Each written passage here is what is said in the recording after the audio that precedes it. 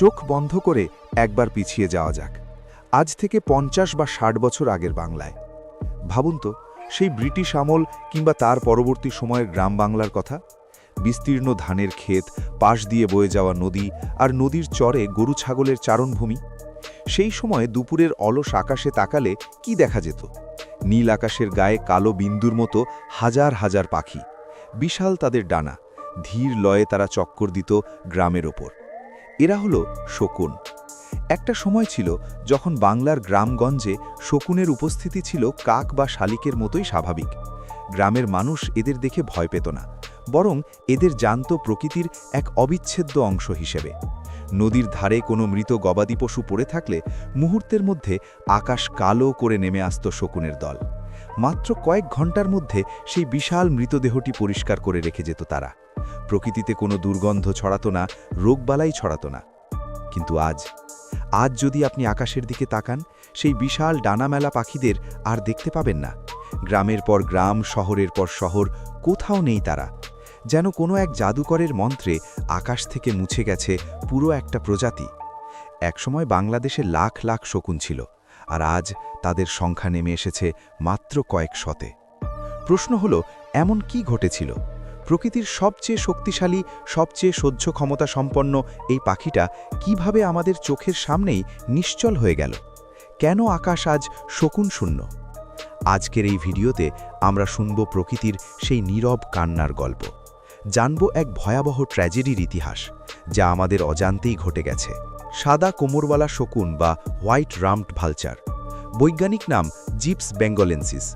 নামের সঙ্গেই জড়িয়ে আছে বেঙ্গল বা বাংলা, যা বুঝিয়ে দেয় এই অঞ্চলের সঙ্গে এই পাখিটির সম্পর্ক কতটা গভীর। এটি মাঝারি আকারের এক বিশাল পাখি।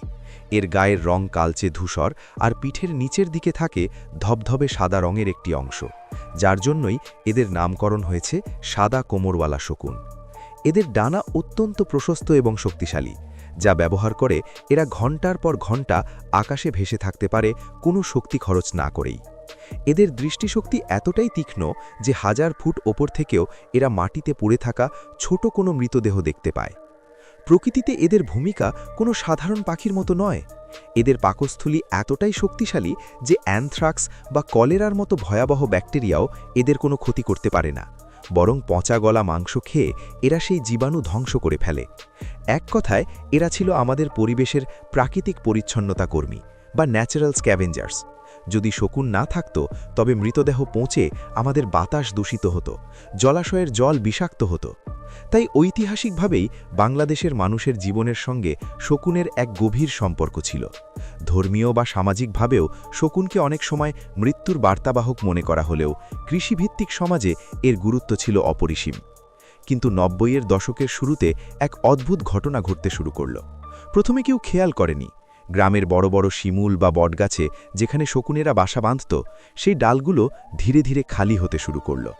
নদীর চলে মরা গরুর পাশে আর আগের মতো শকুনের কাড়াকাড়ি দেখা যেত না। প্রথমে অনেকেই ভেবেছিলেন হয়তো খাদ্যের অভাব বা বাসস্থান কমে যাওয়ার কারণে এমনটা হচ্ছে, কিন্তু বাস্তবতা ছিল অনেক বেশি ভয়ঙ্কর।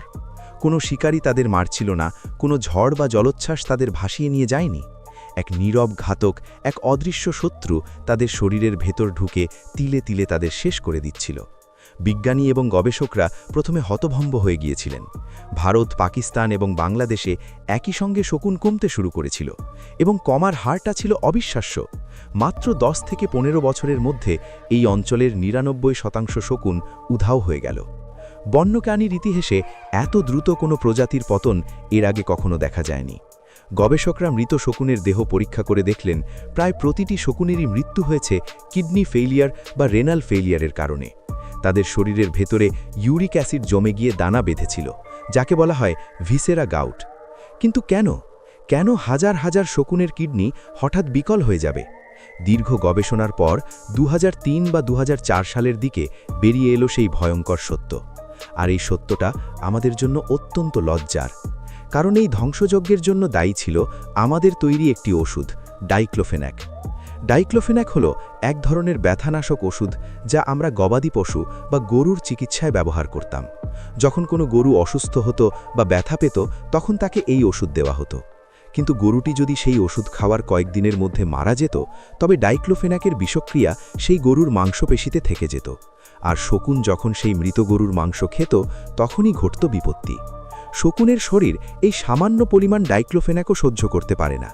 গবেষকরা দেখেছেন একটি মৃত গরুর দেহে যদি ডাইক্লোফেনাকের সামান্যতম অংশও অবশিষ্ট থাকে এবং সেটি যদি শকুন খায় তবে 24 থেকে 48 ঘন্টার মধ্যে শকুনের কিডনি কাজ করা বন্ধ করে দেয়, ফলে যন্ত্রণাদায়ক মৃত্যু হয় তাদের। ভাবুন একবার, আমরা আমাদের গবাদি পশুকে সুস্থ করার জন্য যে ওষুধ দিলাম সেটাই হয়ে উঠল পুরো একটি প্রজাতির জন্য গণবিধ্বংসী মারণাস্ত্র। একটি মাত্র গরুর মৃতদেহ থেকে বিষক্রিয়া ছড়িয়ে পড়ে শত শত শকুনের মৃত্যু হতে পারে, কারণ একটি বড় মৃতদেহ অনেকগুলো শকুন মিলে খায়। এই ডাইক্লোফেনাক ট্র্যাজেডি দক্ষিণ এশিয়ার প্রকৃতির বুকে এক গভীর ক্ষত তৈরি করে দিল। এখন প্রশ্ন আসতে পারে, শকুন না থাকলে আমাদের কি ক্ষতি? শকুন না থাকার প্রভাব আমরা এখন হাড়ে হাড়ে টের পাচ্ছি। শকুন যখন ছিল তখন মৃতদেহ পচে গলে যাওয়ার আগেই তারা খেয়ে সাফ করে দিত। এখন শকুন নেই, তাই মৃতদেহগুলো দিনের পর দিন মাঠে ঘাটে পড়ে থাকে, পচে দুর্গন্ধ ছড়ায়। আর এই সুযোগে বেড়ে গেছে শিয়াল, ইঁদুর এবং বিশেষ করে রাস্তার কুকুরের সংখ্যা। কুকুর বা ইঁদুর মৃতদেহ খায় ঠিকই, কিন্তু শকুনের মতো হজম করতে পারে না, ফলে তারা সেই রোগ জীবাণু নিজেদের শরীরে বহন করে এবং লোকালয়ে ছড়িয়ে দেয়। গবেষণায় দেখা গেছে শকুন কমে যাওয়ার পর থেকে ভারত এবং বাংলাদেশে জলাতঙ্ক বা র্যাবিসিয়গের প্রকোপ বহুগুণ বেড়ে গেছে, কারণ মৃতদেহ খেয়ে কুকুরের সংখ্যা এবং হিংস্রতা দুটোই বেড়েছে। এছাড়া অ্যানথ্রাক্স, যক্ষ্মা এবং ফুট অ্যান্ড মাউথ ডিজিজ গবাদি পশুর মধ্যে মহামারী আকারে ছড়িয়ে পড়ার ঝুঁকি বেড়েছে। অর্থাৎ শকুন হারিয়ে যাওয়ার কারণে আমাদের জনস্বাস্থ্য আজ এক বড় হুমকির মুখে। আমরা যে পরিবেশগত ভারসাম্য বা ইকোসিস্টেমের কথা বলি, শকুন ছিল সেই সিস্টেমের এক অপরিহার্য স্তম্ভ। সেই স্তম্ভ ভেঙে পড়ায় পুরো কাঠামোটি আজ নড়বড়ে। বর্তমানে বাংলাদেশে শকুনের অবস্থা অত্যন্ত নাজুক। একসময় যেখানে আকাশে তাকালেই শকুন দেখা যেত, এখন সেখানে শকুন দেখার জন্য নির্দিষ্ট কিছু এলাকায় যেতে হয়। সরকারি হিসাব অনুযায়ী বাংলাদেশে এখন মাত্র 260টির মতো সাদা কোমরওয়ালা শকুন টিকে আছে। মূলত সুন্দরবনের কিছু অংশ এবং সিলেট ও হবিগঞ্জের কিছু বনাঞ্চলে এদের দেখা যায়। এরা এখন মহাবিপন্ন বা ক্রিটিক্যালি এন্ডেঞ্জার্ড স্পিসিস, অর্থাৎ এখনই যদি আমরা এদের রক্ষা না করতে পারি তাহলে আগামী কয়েক বছরের মধ্যে এই পাখিটি চিরতরে হারিয়ে যাবে। আমাদের পরবর্তী প্রজন্ম হয়তো বিশ্বাসই করবে না যে এই দেশে শকুন নামে কোনো পাখি ছিল। তবে আশার কথা হলো, দেরিতে হলেও আমরা সচেতন হয়েছি। বাংলাদেশ সরকার এবং বিভিন্ন পরিবেশবাদী সংস্থান শকুন বাঁচাতে এখন জোরদার লড়াই চালিয়ে যাচ্ছে।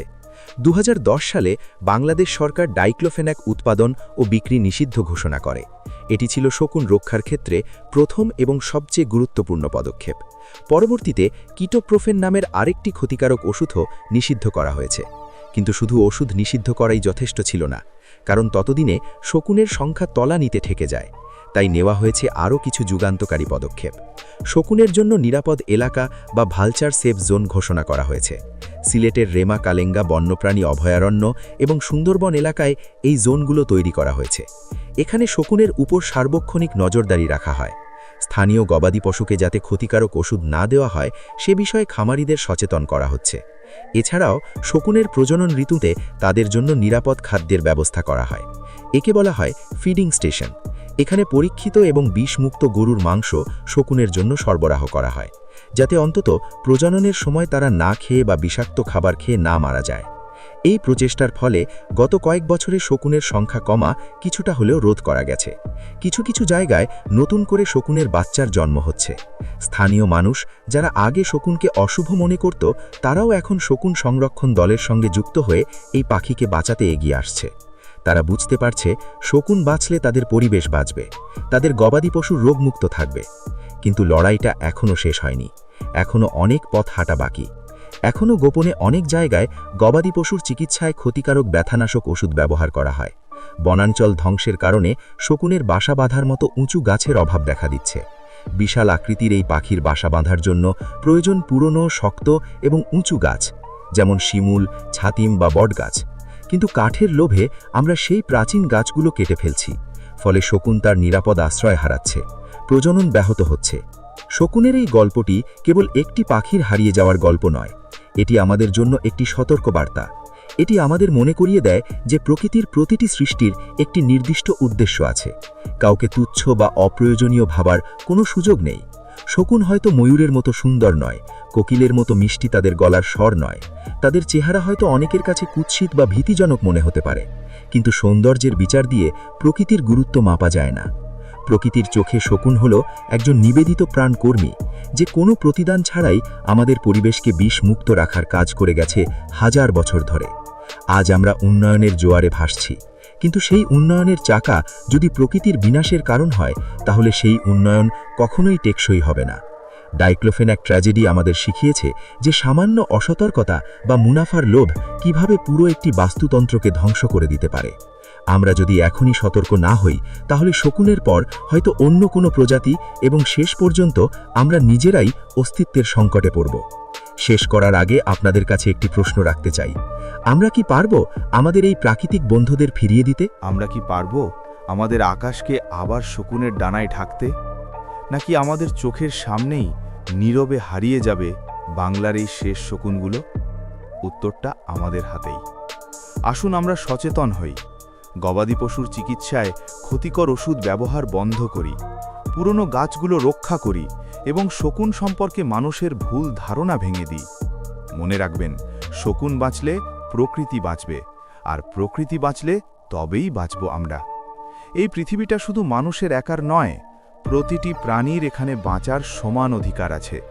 আসুন আমরা সেই অধিকার রক্ষায় সোচ্চার হই।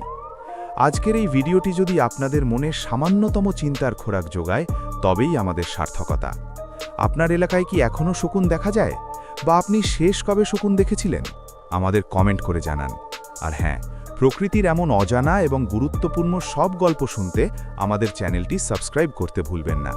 দেখা হবে পরের ভিডিওতে নতুন কোনো বিষয় নিয়ে। ভালো থাকবেন, পরিবেশকে ভালো রাখবেন। ধন্যবাদ।